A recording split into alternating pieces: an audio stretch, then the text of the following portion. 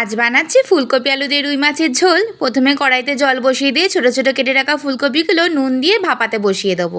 এবার আমি রুই মাছগুলোতে দিয়ে দেবো নুন আর হলুদ, আর মাছের দুপিঠটাই খুব ভালো করে নুন হলুদ মাখিয়ে নেব। নুন হলুদ মাখানো হয়ে গেছে, আর এদিকে দেখো ফুলকপিটাও কিন্তু আমাদের ভাপানো হয়ে গেছে। এবার আমি ফুলকপিটা তুলে নেব। এবার কড়াইতে তেল গরম করতে দিয়ে এক এক করে মাছগুলো আমি ছেড়ে দেবো। মাছগুলো উল্টে পাল্টে দুপিঠ খুব ভালো করে ভেজে নিতে হবে। মাছগুলো আমার ভাজা হয়ে গেছে, এবার কিন্তু আমি মাছগুলোকে তুলে নেব। ওই তেলের মধ্যেই আমি এবার দিয়ে দেবো ভাপিয়ে রাখা ফুলকপিটা। ফুলকপিটা ভাপানোর সময় নুন দিয়েছিলাম, তাই কিন্তু শুধু হলুদ দিয়েই ভেজে নেব।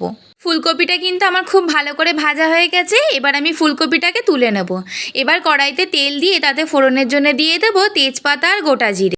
ওই তেলের মধ্যে এবার আমি দিয়ে দেবো কুচনো টমেটো, সামান্য একটু নুন, আদা জিরে বাটা, হলুদ গুঁড়ো, লঙ্কার গুঁড়ো, ধনে গুঁড়ো, সামান্য একটু জল আর কাশ্মীরি লঙ্কার গুঁড়ো দিয়ে মশলাটা খুব ভালো করে কষিয়ে নেব। মশলাটা আমার ভালো করে কষানো হয়ে গেছে। দেখো সাইড দিয়ে কিন্তু তেল ছেড়ে দিয়েছে। এবার আমি এতে দিয়ে দেবো ভাপানো ফুলকপি আর নুন দিয়ে সেদ্ধ করে রাখা আলু। ফুলকপি আর আলুটা মশলার সাথে খানিকক্ষণ কষিয়ে নিয়ে এবার আমি এতে দিয়ে দেবো পরিমাণ মতন জল, আর ভেজে রাখা মাছগুলো দিয়ে হালকা করে নাড়িয়ে ভালো করে ঝোলটা ফুটতে দেবো।